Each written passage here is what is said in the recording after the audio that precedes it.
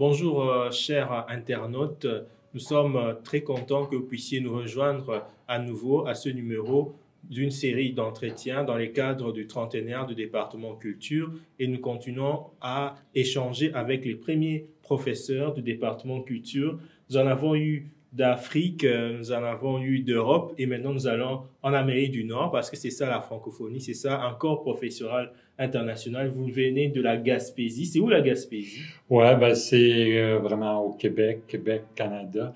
Donc, c'est la pointe à l'extrême est du Québec. Donc, nous aussi, on est en bordure de mer, mais ce sont des tout petits villages, comme j'habite dans un petit village à peu près 200 habitants maintenant. Mais quand j'ai commencé à venir à Sangor, à ce moment-là, j'étais plus en milieu urbain à Québec, à la ville de Québec. Donc, une ville d'environ 700-800 000 habitants. Et quel temps fait-il là-bas? Ah, ben, c'est En la ce moment? neige, c'est blanc, c'est blanc. Et puis, ben, même des tempêtes à l'occasion. Lorsque je suis parti, il tombait une trentaine de centimètres, poussé par le vent. Donc, c'est l'hiver. D'accord. Donc, c'est Claude Camiran qui est avec nous. Claude Camiran a travaillé pendant plusieurs années au Musée de la civilisation du Québec et il a occupé un poste quand même important qui est celui du directeur du service des technologies de la diffusion électronique et des ressources financières avant de pouvoir continuer un peu comme consultant avec gestion tout horizon. Est-ce que j'ai tout mentionné de votre parcours, ce qui serait intéressant à Presque, retenir? presque dans la mesure où est-ce que j'ai été au Musée de la civilisation 20 ans. Donc, durant ces 20 années-là, ça a été les technologies. Fait que vous comprendrez qu'en 1988, les technologies, c'était principalement la bureautique. Il n'était pas du tout question d'Internet. Internet est arrivé plus tard, donc c'est pour ça que le volet diffusion électronique est arrivé ensuite. Et puis après l'épisode musée, ben, j'ai été dans un autre domaine complètement, toujours en gestion, dans un collège d'enseignement supérieur en Gaspésie, où j'avais les responsabilités de directeur ressources financières et administratives, matérielles. Et puis, après, c'est après que j'ai parti le cabinet gestion tout horizon. D'accord. Revenons à ce que vous liez à l'Université Senghor. Dans les archives, j'ai pu noter que vous avez entamé vos enseignements ici en 1994. Comment cela est-il arrivé? Ben, c'est beaucoup. À l'époque, au Musée de la civilisation, quand j'étais au musée, j'étais beaucoup impliqué dans ICOM, l'International Conference of Museums, et plus particulièrement dans le groupe de travail à l'ICOM qui s'intéressait à l'audiovisuel et les technologies de l'image et du son. Là, je ne me rappelle plus du terme exact, mais c'était ça. Et donc, j'avais piloté en 92 le volet d'Avicom pour Congrès international qui se tenait à Québec. Donc, j'avais monté tous les ateliers avec les invités, les intervenants, ainsi de suite. Fait que de fil en aiguille, 2 ans plus tard, les gens de l'université ont entendu mon nom, m'ont contacté, puis m'ont demandé si je serais intéressé à intervenir dans le cadre d'un cours qui, je ne suis tout à fait sûr du titre, là, mais je pense que c'était les technologies de l'image et du son dans les musées. Je pense que c'était ça. Technologie de l'image et du son dans les musées et aujourd'hui, c'est patrimoine culturel et nouvelles technologies. Qu'est-ce qui Exactement. change Ben, presque plus 20 ans après? ben, il y a à la fois le contexte d'enseignement qui change, le nombre d'étudiants qui change, mais aussi le contenu change étant donné que les outils changent, OK? Donc les moyens de communication changent. Fait que donc, de ce point de vue-là, tout ça amène à devoir faire évoluer le cours. Et autant au début, c'était uniquement un cours qui visait à donner de l'information sur les pratiques muséales concernant l'image, l'utilisation de l'image et du son. Autant par après, c'est devenu un atelier un peu plus pratique. On sentait que les étudiants et probablement le programme de l'université étaient plus prêts à passer en mode aussi action, pratique, réalisation. Fait qu'on a travaillé avec les moyens du bord. À l'époque, les étudiants avaient comme projet, parce que le cours durait 2 semaines, avaient comme projet de réaliser un reportage audiovisuel sur un élément ou un autre d'Alexandrie. Puis à l'époque, les caméras vidéo n'existaient pas, fait que c'était diapo, il fallait courir après les films, il fallait faire toutes les photos, aller les envoyer pour les faire développer en diapositive, puis à la fin, les étudiants présentaient leur projet de reportage en mode diapositive avec commentaires en direct, ainsi de suite. Là. Fait que non, c'était intéressant. Vraiment intéressant. On voit que les supports technologiques ont évolué à travers le temps. Mais en quoi aujourd'hui les nouvelles technologies ont-elles transformé le musée en termes d'exposition, en termes de médiation? Je veux dire, ça l'a transformé. Même avant le numérique, les technologies avaient transformé le concept d'exposition dans la mesure où est-ce que, en tout cas, nous, au Musée de la Civilisation, ce qu'on avait commencé à faire, c'était d'utiliser l'image et le son pour contextualiser la thématique, pour contextualiser l'objet, ainsi de suite. Fait que donc, c'était pas uniquement l'objet avec un cartel suivi d'un autre objet avec un autre cartel.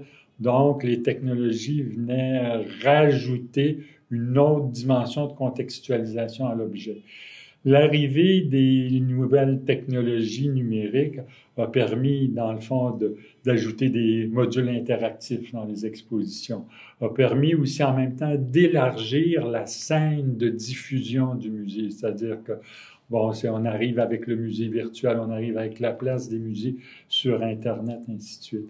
Et puis ça, c'est vraiment une nouveauté importante pour les musées, donc d'essayer d'utiliser ces nouveaux moyens-là pour aller rencontrer les visiteurs là où ils le sont, ou les potentiels visiteurs là où ils le sont. D'accord, vous êtes intéressé ici à un public essentiellement africain, destiné à travailler pour le développement africain. Pour vous, quelles sont les pratiques ou les initiatives qui peuvent être utiles au musée africain aujourd'hui à l'ère des nouvelles technologies, à l'ère du numérique? On parle des NFT aujourd'hui, on parle du tout numérique. Voilà, il y a plusieurs, de l'art numérique. Il y a même une thématique dans les réseaux des villes créatives de l'UNESCO, villes créatives en art numérique. Voilà, quel est aujourd'hui ce qui peut être proposé au musée africain de votre expérience? Ce que je vous dirais, en tout cas, ce que je me rappelle d'avoir dit aux étudiants depuis quelques années là, que je viens ici, c'était de dire le numérique a en quelque part permis, entre guillemets, une démocratisation à la fois de la production et avec l'arrivée d'Internet ou des médias sociaux, une démocratisation de la diffusion. Donc, ce qui devient intéressant, c'est que ça permet aux Africains de parler directement de leur réalité à la communauté locale, à la diaspora, au reste du monde, plutôt que ce soit d'autres qui viennent s'intéresser à la réalité africaine et qui décident de parler de la réalité africaine. Donc, je dirais, le gros plus des nouvelles technologies, c'est de permettre aux Africains de parler eux-mêmes, de leur réalité culturelle avec ces nouveaux moyens-là. Vous venez vous-même du Québec, et je peux même élargir au Canada dans son ensemble. De votre expérience, y a-t-il des canaux de collaboration entre les musées canadiens, québécois et les musées africains? Ça m'est difficile de situer tout ça aujourd'hui, à l'heure où on est, tout simplement parce que, comme je disais tantôt, j'ai laissé le musée de la civilisation à peu près en 2008. Après ça, j'ai fait un certain nombre d'années en collège d'enseignement supérieur. Donc, je ne peux pas vous parler de façon rigoureuse de la situation actuelle. Je peux évoquer des choses que, lorsque j'étais au musée de la civilisation qu'on a faites à l'époque. Bien sûr, on a accueilli des stagiaires à ce moment-là de l'université, mais en plus, on a réalisé, en tout cas, plus particulièrement, je pense à 2 expositions. Une exposition, je ne sais pas si vous avez eu la chance de la voir, qui s'appelait Ingénieuse Afrique, qui avait été développée vraiment par le Musée de la Civilisation, mais en partenariat avec 3 autres musées africains, qui était de trouver une façon de mettre en valeur l'ingéniosité africaine par le biais de l'art du recyclage, Fait que, donc, cette exposition-là a été présentée chez nous, mais a été aussi présentée dans des musées, OK, africains. Fait que, donc, une collaboration avec des musées africains au niveau du contenu, après, pour la mise en place d'une exposition itinérante qui a roulé, bon, pas juste au Canada, mais qui a roulé aussi dans un certain nombre d'institutions africaines. Un autre truc qu'on a fait aussi, c'est qu'on a fait une exposition à l'époque sur les peuples nomades, donc autant les Peuls, par exemple, en Afrique, mais il y avait des peuples nomades aussi dans les pays nordiques, comme les Samis, si ma mémoire est bonne, au Kazakhstan aussi. Donc, en tout cas, toujours est-il que tout ça, toute la composition du volet, on dirait, Peul, avec l'Afrique, avait été faite avec des gens sur place, sur le terrain, OK? Il y avait eu un chargé de projet de chez nous qui avait été sur place à aller à la rencontre de certains musées, là. C'était pas moi qui étais chargé de projet à l'époque, là, mais de certains musées pour travailler à élaborer cette exposition-là et plus particulièrement le volet sur les Peuls. Donc, il y a une collaboration concrète, okay, qui s'est matérialisée. Et puis, ben, j'imagine qu'il y a tout plein d'autres projets qui ont été faits par d'autres institutions dont je ne suis pas au courant, mais ça vous donne un aperçu, okay, de ce qui a été fait au fil des années. D'accord, le département a totalisé en 2022 30 ans exactement et vous enseignez depuis 1994. Qu'est-ce que cela vous fait-il de revenir après toutes ces années? Y a-t-il un fil conducteur, une impression forte? Je dirais que le fil conducteur sur 30 ans, c'est de revoir les gens. C'est de revoir les gens avec qui, tu sais, lors de ma première arrivée, ben, il y a certaines personnes qui m'ont accueilli, qui sont encore là aujourd'hui, et d'avoir eu la possibilité de les côtoyer durant ces 30 années-là, même si c'était juste une fois par 2 ans, fait qu'il y a une sorte de lien affectif, OK, avec l'Université Sangor, avec son personnel. Puis l'autre lien affectif, c'est j'allais dire, d'être en contact avec les étudiants africains. Pourquoi? Parce qu'en même temps, moi-même, comme professionnel, ça me sort de ma zone de confort, OK, dans la mesure où est-ce que la façon dont je travaille avec les étudiants, je leur laisse une certaine marge de manœuvre dans l'élaboration de projets qui sont en dehors de ma réalité, mais avec lesquels je dois composer pour les aider à franchir certaines étapes. Donc ça fait tout ça que le lien affectif qui s'est créé a continué à être entretenu et s'est développé au fil des années. Donc, sans dire que j'ai l'impression de revenir à la maison à chaque fois, ben, je me sens toujours bien accueilli puis heureux de revoir l'université puis les gens qui y travaillent. Et je suis sûr qu'il y a aussi des alumni qui sont heureux de vous revoir oui. sur cette chaîne YouTube. Est-ce qu'il y en a que vous avez rencontrés quelque part lors d'une conférence, dans un aéroport?